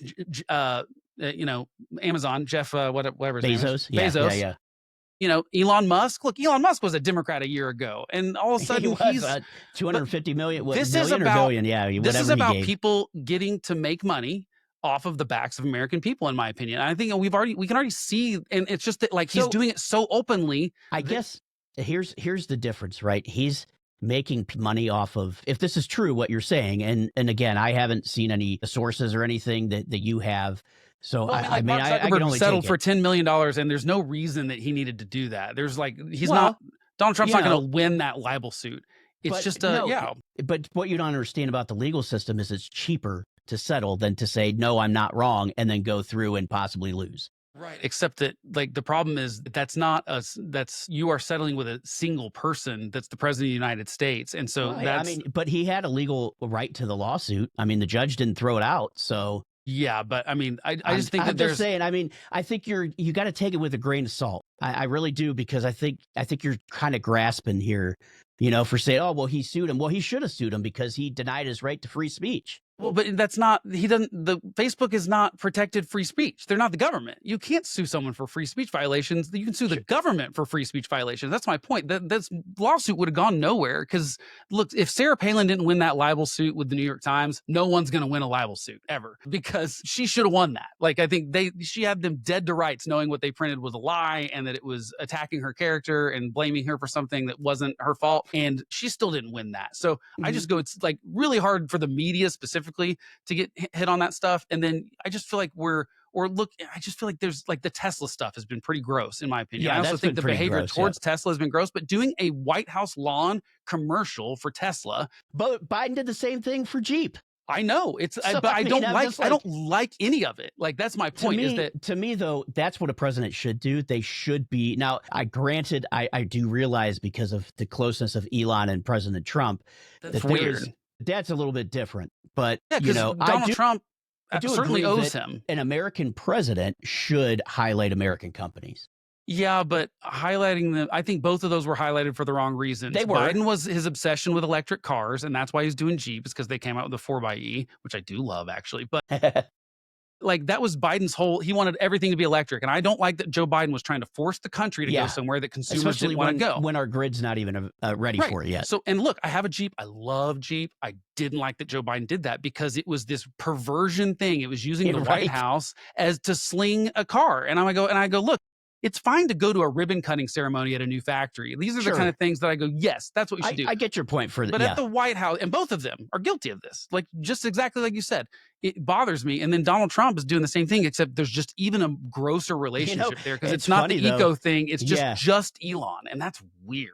It is funny, though, that you said how similar Biden and Trump are. Boom, right there's the perfect It's another thing. It's the same. It's just that for Biden, it was all about pandering to this really fringe version of his base that thinks, the world, we're better off going back to being serfs because we wouldn't be polluting the atmosphere or whatever. And it's a bunch of, we're way too bored because we're way too rich is basically the problem in this country for the most part. What? I think going back to our conversation about Trump, I think I just realized kind of a bias on my part, that because he's taking this money from rich people, I really don't care, and I think that's a bias, because if he was doing it to me, I sure as hell would care. Right. Yeah. But here's the thing. You say that Donald Trump is the worst offender of the preying on elderly people with fear-mongering emails and recurring donations that they set up in a way that they don't really know. There was who was it? It was Politico, I think, that did, or I got to look it up now. I'll try to send you the link if I can find it. But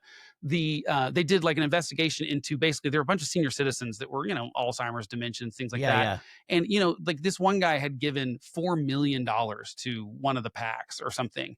And they'd done this investigation of they were preying, and look, the Democrats do it too, but Donald Trump did it they had the charts of all the money, and Donald Trump PACs specifically, and Donald Trump's even campaign was the worst offender at doing sneaky recurring donations, especially to elderly people, and draining them of their life savings, millions of dollars. And some of that stuff then started getting investigated, and they were gave it back so that they wouldn't get hammered for it. Gotcha. So to me, that was going to be my next question, to say, hey, what happened to that? If it was some of it did have to be given back. Some of it is still in litigation and stuff. Like I said, I'll try to find it. I can't remember if it was, I feel like it was Interceptor or Politico. I can't remember. It was someone. It was I can remember the graphics. I just can't remember Yeah. That's why And the see, problem is, this is a great option too, because I know we're going to talk about it, but media and politics, and this goes back to what I said earlier, right? You read things from both sides of the aisle, and I've found myself going more towards things I like to read, which is probably why some of this stuff you're talking about with Trump I haven't seen, yeah. right? Well, And it goes to show that, and that's, because of that bias in the media, I'm probably not as well educated on what those topics are as I should be. I will say this though, it is very hard to be. That's It what is. bothers me, is that it's really hard to do that. And people ask me fairly often, especially friends, they're like, well, who do you pay attention to? And I'm like, well, get ready.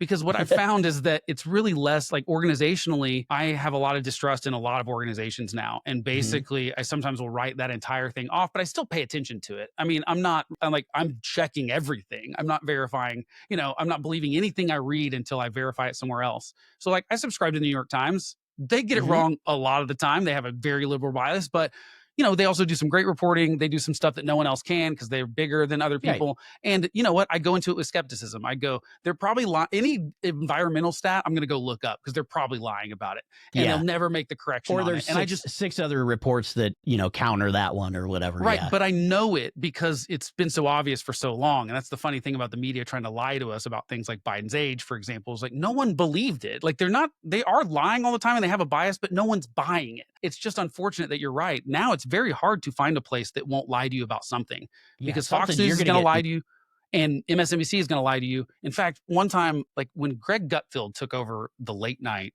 Yeah. the ratings, he was beating like Jimmy Fallon and all the other Mhm. people on Stephen Colbert.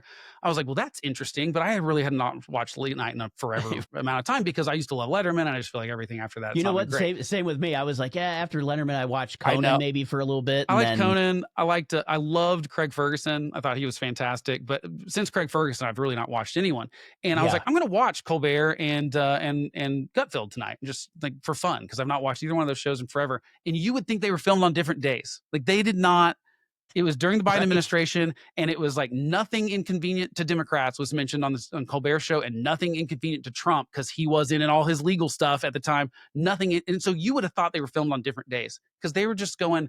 They're catering to their audience, and you're just not bumping up against. So Or it's our late two night, different countries they're talking right? to almost. So that's our late night entertainment. That's like all in, looking for only one side of that 50-50 coin, or really they're not even looking for Yeah. a 50-50 coin. They're looking in that 30% of people that are split 15-15 that are voting in, like that's who they're looking for. They're not looking for the vast middle. And then the news is the same thing. So like most news channels, same thing. It's like, so I have found that I like certain writers that I gravitate towards, and then I just read them no matter where they are. Unfortunately, when they're at a bunch of different places that have subscriptions, Yeah. I have That to spend gets. some money on it. And I wish there were better, I wish there was more, because most of YouTube is not fair to say most. There is a lot of performative political stuff on YouTube. That's how Yeah. I'll put it. Yep. Where they're even worse than the people I read that are like that, or Yes. Fox News. Like they are, No, you're absolutely. It's like they're Dan Bongino, Tucker Carlson. Yeah. Whatever you see on the news, go onto social media and then ramp that up about 5,000%. Yes. And it's probably totally lies. They know Yep. it's lies. They know there's like, it is full on partisan nonsense. And I think most people see through that if they don't like Yeah. it, and they go, I said, too hard to pay attention to all this stuff. So I wish it was a little bit easier. And that's sort of what I'm trying to do, basically, is like Yeah. be a more reasonable. Hey, I'm a conservative. That's my bias. I'm going to tell you that no matter what. But I also I'm just a junkie for this stuff. And so you don't have to listen to a 2-hour podcast every day if you don't want to, because I think that most people don't need that much politics in their life. Like, you shouldn't. We need some No, people that it's. do that. Let Yeah. me be the bearer of that. I get enjoyment Even out of it. myself, I love politics, but even now and then I have to disconnect and just get Oh, yeah. away from everything and just say that not need a few days without it, and I did it we'll all be last fine. week, basically. I mean, I checked in on stuff, but I didn't like think about it in a creative kind of way or anything. I didn't it was like once a day I just checked to make sure nothing Yeah. super Yeah. crazy Make sure happened that I there's needed to nothing hop on a thing. Yeah. But yeah, you go, I think that split of people being so willing to get in, first of all, there's a lot of people who just want to be in that filter bubble. And then it is Mhm. really hard if you don't want to be, to get out of it, because it is, I think it's just very hard to trust people. One thing that I tell people, I think reading's better. I think that even though I have a show, I'm not a good writer. So I'm like, I'm just better at talking. So I'm going to do a show. But I do think that you get either more, you get way more nuance in conversations. So that's why podcasts are so popular, I think, is because people are getting real conversations that are, back and forth. That's why they're willing to listen to long conversations if they're interesting. And good, big, deep political things are generally not talked about by the politicians because they need little pithy things that can say no tax on tips or and they don't want to talk about the complications of do we have the money to do that and the national debt. That's just not how campaigning works anymore. And they're not willing to do it once they get in office either.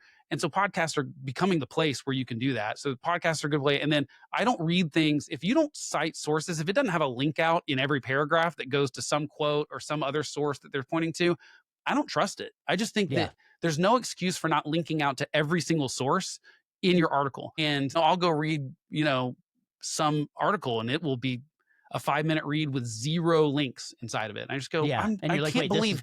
Is this an opinion article? What is this? Yeah. And even if it was opinion, most of the opinion stuff I read has 50 links in it. That's true. To show you the basis for to show you the base and or this person said this, or on this show they said this, and here's this thing, and here's this quote, and here's this history. And yeah, I like that because I love to go down those rabbit holes of oh, well, that's an interesting point. I'm going to go read that guy's art. And that's just what I like to do. I don't carve out enough time to reading books, but I do that kind of topical deep dive. And I think people are willing to do it. It's too hard right now. Yeah. And the thing is with the internet and with everything else, you're like, where do I start? So I guess you just got to start somewhere and just start. What do you like? You realize that even if you're going to, MSNBC or Fox News, take it with that knowledge of knowing that it's going to have that, bias to it. Right. And try to discern for yourself what is the truth, and then maybe take what you hear and then do some additional research to find out what that truth is. And to me, the most refreshing thing that can possibly happen is when someone gets onto their own side. That, to me, instant credibility when a Democrat calls out Joe Biden. I mean, honestly, the only Democrat that gets any respect from me these days is Dean Phillips, because he ran against Joe Biden and said, "This is crazy, guys. He can't run for another term." Yeah. He was the only one. The rest of them are cowards, just like the Republicans are cowards to not stand up to Donald Trump, even when it would benefit Donald Trump. For example, them tanking the Matt Gaetz confirmation was good for Donald Trump. That would not have. Matt Gaetz is interested in nothing. You talk about a guy that only cares about himself and only cares about that guy is skeezy. And it's crazy to me. What's funny is when he first came up, the first thing that came to me is seeing him in, hearings and stuff like that. And I was like, oh, okay, he's a smooth talker. He brings up some good points. But then once I heard about all the stuff in his background, I was like, yeah, we probably shouldn't have that guy, regardless if it's true or not. But he doesn't have a legislative staff. It's all comm staff. To me, that says you have no interest in legislating. You want to be on TV, and I just don't trust there to be a talking head. Yeah, you want to be a talking head, and he would have caused Trump headaches. I mean, first of all, just the underage girl stuff is enough to go my gosh, I couldn't. So Senate Republicans did Donald Trump a favor by rejecting his nominee early and saying, look, one of them was mine, who I don't give a lot of credit, Mark Wayne Mullen, because he's a little too MAGA for me and just never says anything bad about Donald Trump. But he was the one that said, I will not ever confirm Matt Gaetz, because he was in the house with him where he's showing these pictures of these girls and stuff. And he's like, no, that is morally wrong. And I'm not going to do it. Our politicians are probably the most corrupt people in the country. I'm telling you. No, they are. I mean, look, everyone goes to Congress and gets rich. And I think that's absolutely a conversation we have. Yeah. I just don't. Yeah, it just blows my mind. It's and they're well, it's not insider, but it's no, you have access to information that the rest of the public does not, which helps you make a better decision. So if that's not insider trading, I don't know what is. It's worse than insider trading. They can regulate those industries and companies. So it's not insider trading. They can actually pull the strings. It's not just knowing what's going to happen. They can actually make something happen. Proposed the bill to ban TikTok. As soon as he did that, he went and bought a ton of shares of Facebook. Yep. And then once it passed, he bought more. And I'm like, you can't tell me that's not dirty. Well, yeah, exactly. Because you are the person making the thing happen. Like I said, that is actually pulling the string. Law. Yeah. I mean, I think every problem we have right now can be fixed by fixing Congress. Oh my gosh, yeah. Because every problem is Congress's fault, basically. Which then I go, it's really our fault because we won't fire him. And we won't fire him. I mean, well, I think you and I probably would, but the majority, when I think everybody thinks that the president is the most powerful person in the country and that they're the ones that do everything. But in reality, and it's just like your local government, oh, the mayor's the most powerful person. No, it's the city council. They're the ones that make the laws, and or it's Congress. They're the ones that make the laws. They're the ones that make the budget. They're the ones that truly have the power. So when you sit there and blame a president, even when I look back on Joe Biden's presidency, he had Democrats in charge almost the entire time, and they did nothing. Yeah, but I think the reason that's happening though is because presidents are demanding that now too, because Congress is happy to give it to them and they're happy to take it, and they're basically just collecting a paycheck to do nothing. Well, yeah, or you just have to get in line. It's also bad. I mean, there's so many things wrong with Congress, but yeah, like Joe Biden's like one of my biggest problems with Joe Biden is that, okay, if there ever was a mandate, which like I said, don't totally buy the thing that like people are like, you must do this, or like it's just like I said, it's a job interview is all it is, or a firing of the old guy and hiring of the new guy. But if Joe Biden had any kind of mandate in 2020, it was to not be Donald Trump. What they were rejecting was Donald Trump. They weren't rejecting conservatives. We would have won the Senate if Donald Trump hadn't tanked it. So you would have had Joe Biden without a Democratic-controlled Senate, except that Donald Trump only cares about himself, and he said, I don't like Georgia right now, so don't go vote. It's rigged, because he was claiming his election was stolen, which was absolute BS. And it didn't matter. It's his ego. And so he cost Republicans the Senate, those two runoffs. And look, that changes the course of what happened under Joe Biden. It just does. Sure does. Yep. So if Joe Biden has a mandate, though, it is to not be Donald Trump, right? And he manages to not revoke any of the power of the executive branch, even though he knows Donald Trump might win the next election. So he does absolutely nothing to protect. Look, if democracy is really at stake, because that's the claim of the Democrats, that's what the claim was. Yep. If the claim was that, why wouldn't you restructure the government when you have both houses? You have the House and the Senate, and you have the White House. Why would you not restructure it to say, you know what?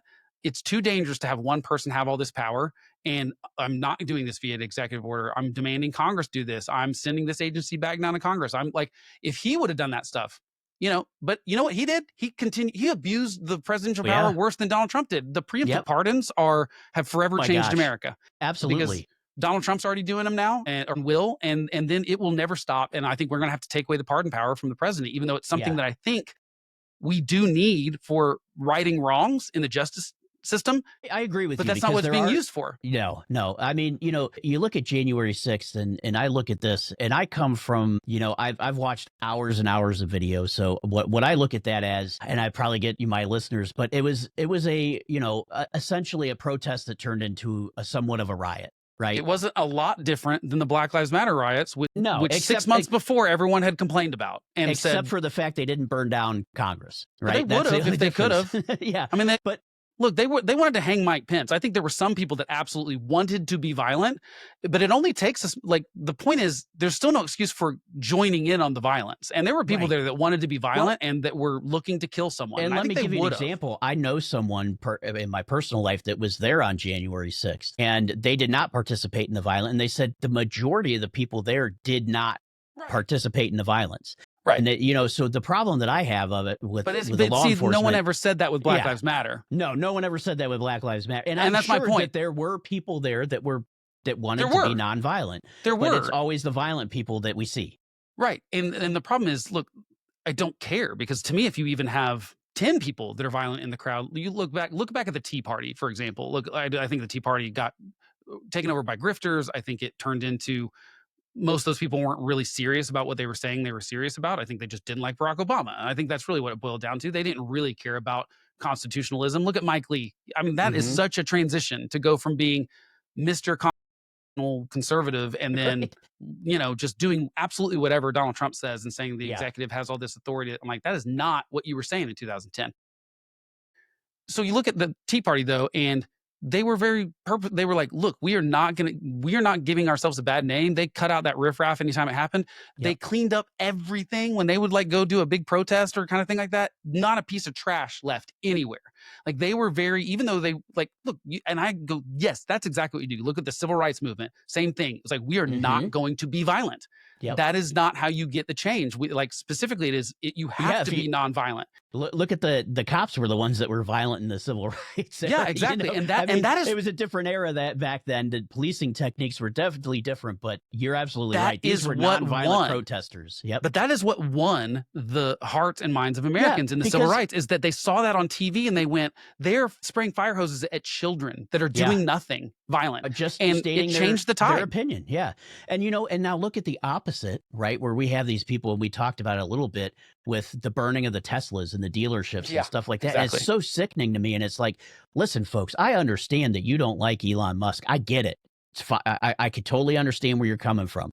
But to go and destroy the livelihoods of your neighbors, right, that might be working at that Tesla dealership, or maybe, because you told them that they should drive electric cars, so they bought one 2 years ago, and now you're catching it on fire, or, keying it. And it's like, listen, guys, that is not the way to protest. That is violence. That is violence. Exactly like they said, it's terrorism, because it is. If you're throwing a Molotov cocktail into a Tesla vehicle, it's terrorism. I'm sorry. The problem, though, is that the Democrats defended the Black Lives Matter violence, which they shouldn't have. What they should have said is that we are the people that marched earlier.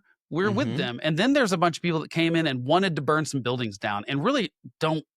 They have nothing to do with us. They're not even from there most of the time. They travel in to do this stuff, which, look, January 6th is the same thing. Obviously, it's a little different because it's DC, but look, everyone traveled in to go. Some of those people traveled to be violent, and they wanted to be violent. They've been look, I would be violent if I. Yeah, I don't disagree with you at all. And that's where I was going with the Trump pardons. Was I don't disagree that he should have pardoned some of them, because I think for some of the charges that I've seen for some of the people, and again, this comes from my law enforcement background, by the time Trump came in office, they have served their time.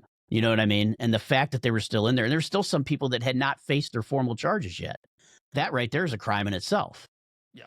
Well, some of that's because lawyers are delaying stuff. Exactly. Too. I mean, that's not entirely the Justice Department.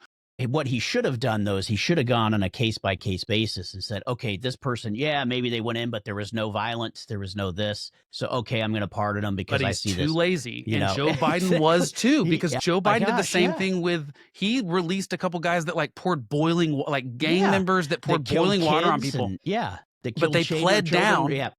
They pled down to non-violent drug offender. Yep. And it was crazy. But those people they're not out yet, but they got, I guess they didn't get pardons. They got clemency on some of that stuff. Yeah. Their death sentence was commuted is what it was. So now they're life. No, not those ones. I'm not those. You're talking about the ones I'm talking about he did a bulk nonviolent drug offender pardon. Yes. Yep. You're right. I forgot about that. That there are a couple names that were specifically very violent gang members that pled down because they either didn't get witnesses that could, and so they pled them down.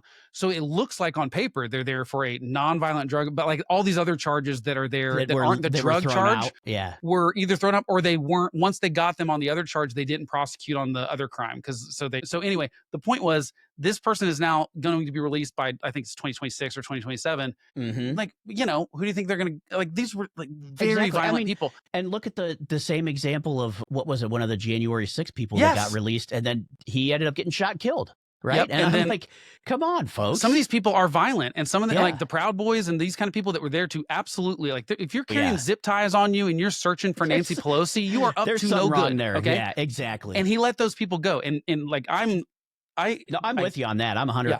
At first when I heard January 6th, I was like, oh, good. Because he said, hey, we're going to do a case-by-case basis. And I was like, too lazy. I'm all right with that. And then I find out he released everybody. And I was like, and then I started doing research on some of the people that he released. And I'm like, because I was thinking, hey, I might have someone on the show, right, to see what it was like, how you're treated. And I started researching these people, and I was like, these are not really people I'd probably associate with, Yeah, and the other thing about that, all of them were, I'm sure that there were some people that were caught up in that probably should not have been. There's one person that refused it, though. There's one nonviolent person that was only charged with misdemeanors and says, no, what I did was wrong. I was lied to. I believed a lie. Now, here's the thing. I would potentially be violent if I thought there was actually a stolen election. Sure. These people were lied to is the thing that's where I do have sympathy for them, except that I don't, because they have access to all the same information I do. Absolutely. Well, folks, that's a wrap for part 1 of this interview with Blake Fischer. We will continue with part 2. That will come on Wednesday, and you can look for that on all your platforms YouTube, and social media reels. Please join us as we continue in part 2.